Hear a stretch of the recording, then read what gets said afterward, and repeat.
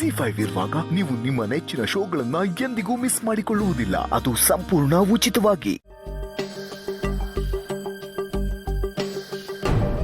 ಪ್ರಣಿ, ನೀವು ಊಟಕ್ಕೆ ಬನ್ನಿ.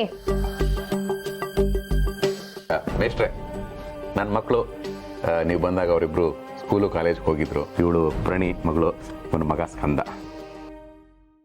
ಮಕ್ಕಳೇ ಬನ್ನಿ ಕೂತ್ಕೊಳ್ಳಿ.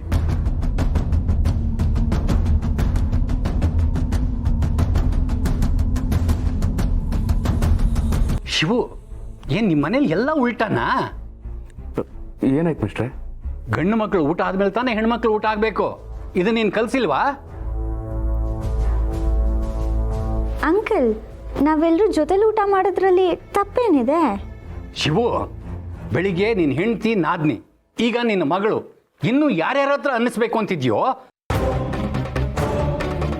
ಅಯ್ಯೋ ಕ್ಷಮಿಸಿ ಮಿಸ್ಟ್ರೆ, ಚಿಕ್ಕ ಹುಡುಗಿ ಗೊತ್ತಾಗಲಿಲ್ಲ. ನಾನು ಹೇಳ್ತೀನಿ. ಪ್ರಣಿ,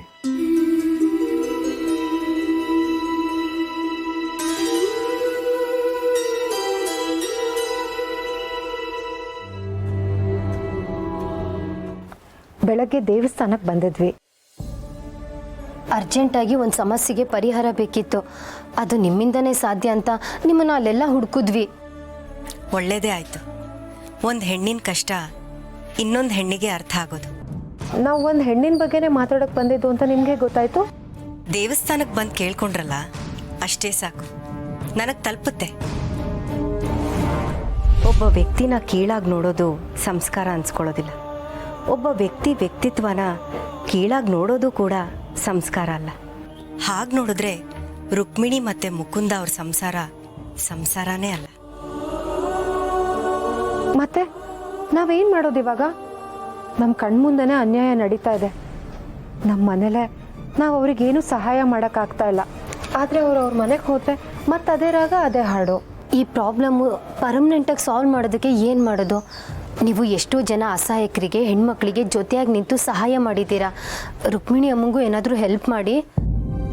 ಹೆಣ್ಣಾಗ್ಲಿ ಗಂಡಾಗ್ಲಿ ಅವರಿಬ್ರು ಮಧ್ಯೆ ಯಾವುದೇ ಸಂಬಂಧ ಇರಲಿ, ಅವರಿಬ್ರಿಗೂ ಸಮಾನವಾದ ಹಕ್ಕಿದೆ.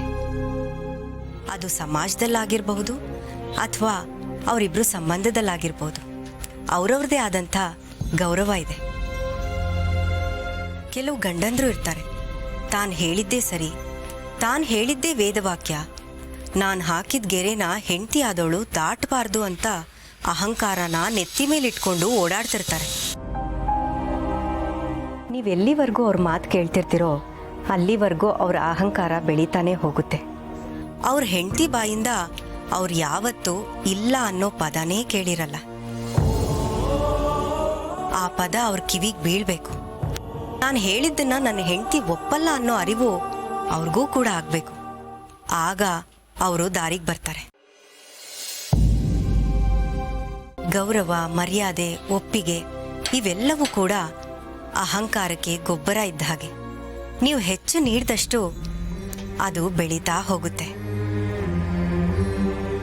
ಕೆಲವೊಮ್ಮೆ ಇಲ್ಲ ಅನ್ನೋದು, ಉದಾಸೀನ ಮಾಡೋದು ಅಹಂಕಾರ ಅನ್ನೋ ಕಾಯಿಲೆಗೆ ಮದ್ದಾಗುತ್ತೆ.